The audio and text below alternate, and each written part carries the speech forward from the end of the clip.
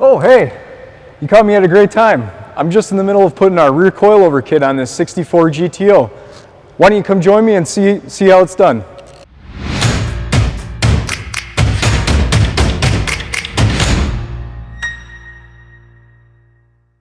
Hey, it's Trevor with QA1, and today I'll be showing you our new rear coilover kit for the 64 to 72 GM A-body cars. I want to show you how easy of a bolt-in design this kit really is. You can do it right in your garage with simple tools. Got great adjustability in this kit to give you that perfect ride height and stance you're looking for, all while achieving an awesome ride and great handling. All right, so let's start looking at the disassembly procedure of the factory components. As you can see, I've got the car here on a lift, but you can easily put it on jack stands in your garage. What I like to do is support the frame by either the jack stands or the lift, and then use either a floor jack or pole jacks like I have here to support the rear axle. When we have the chassis supported independent from the rear axle, we can move the axle up and down, making removal and install of the new components much easier.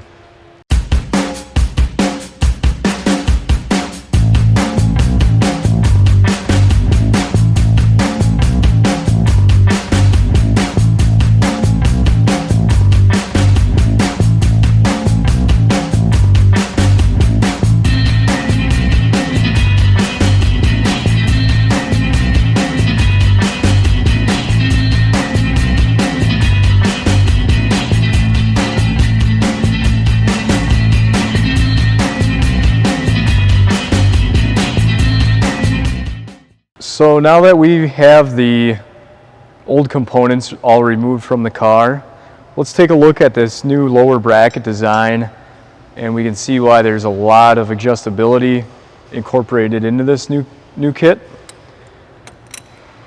So it's a 4-piece bracket design, and with this we have a ton of adjustability for height. So you can really fine-tune the height you want in your car. So the way this works is we have multiple hole positions for our shock mounting bracket itself. So you've got adjustability there. And also this shock bracket is reversible. So the hole is offset to one side of the bracket for a lowered position, or we can flip it and get a higher position. The idea is that at its lowest ride height position, we are about 2.5 inches lower than stock height. And at our highest mounting position, we are at a 1/2 inch higher than stock ride height. Another great feature we've incorporated into our new lower shock mount design is the ability to run a oversized rear disc brake in the car. So instead of locating the rear lower shock mount at the factory shock mounting location, we've moved it substantially more inboard now to allow for a ton more clearance to have oversized rear disc brakes in the car.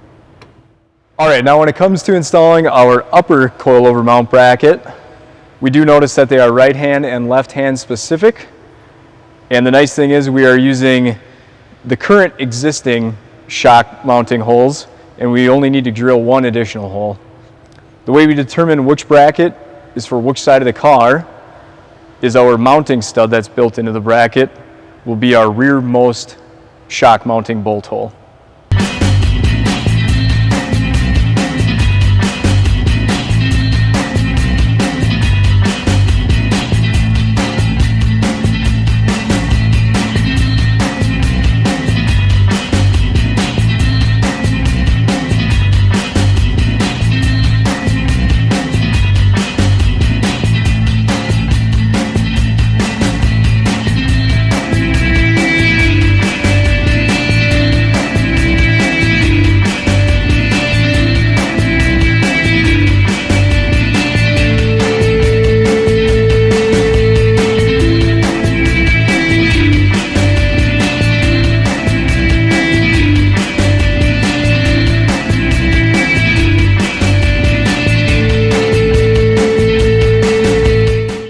Final inspection on these will be to make sure we've got clearance to our brake lines, gas lines, axle. Once we know we've got enough clearance, We can go ahead and set it on the ground. I've discussed course ride height adjustment with our adjustable brackets.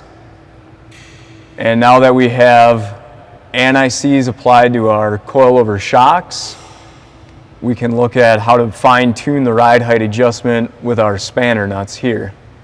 So by threading the spring up the body of the shock, we can raise the ride height, and by threading the spring down the body of the shock, we can lower our ride height. I've got the axle supported here on jacks to simulate as if the car were sitting on the ground.